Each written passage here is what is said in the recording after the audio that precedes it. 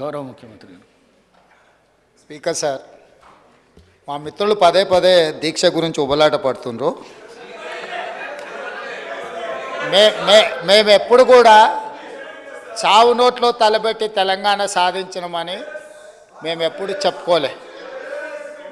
24 గంటలు తిరగకంటే ముందే నిమ్మకాయ రసం దాగి మేము నిమ్స్ హాస్పిటల్లో ఎక్కించుకొని మేము ఎప్పుడు దీక్షలు చేసి చావు నోట్లో తలబెట్టినమని అబద్ధాలు చెప్పలే. రెండవది, 100 రూపాయలు పెట్టి పెట్రోల్ కొనుక్కున్నాం కానీ 10 పైసలు పెట్టి అగ్గిపెట్టే కొనుక్కోక డ్రామా చేయడం ద్వారా శ్రీకాంతాచార్యని, ఓ ఈశాన్ రెడ్డిని, ఓ యాదయ్యను మేము బలి కొనలే. మేము ఎవరి శవాల ప్రాతిపదికనో ఎవరి ప్రాణాల ప్రాతిపదికనో మేము అధికారంలోకి రావాలని కోరుకోలేదు. కోల్పోయిన అధికారాన్ని మళ్ళీ ఇతర ప్రాణాలను బలిచ్చి కుర్చీలో కూర్చోవాలని అనుకోవడం లేదు. అయితే తెలంగాణ రాష్ట్ర విశాల ప్రయోజనాల దృష్ట్యా అక్కడ కల్వకుంట్ల తారక రామారావు గారు, ఇక్కడ తన్నీర్ హరీష్ రావు గారు దీక్ష గురించి ప్రతిపాదించారు.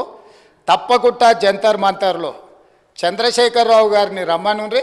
చంద్రశేఖరరావు గారు, నేను ప్రతిపక్ష నాయకుడిగా చంద్రశేఖరరావు గారు, సభాపక్ష నాయకుడిగా నేను తెలంగాణకు నిధులు తెచ్చుడో అవసరమైతే సచ్చుడో తేలుద్దాం. మేం సిద్ధం. తారీఖు పెట్టండి, చంద్రశేఖరరావుని తీసుకొని రండి.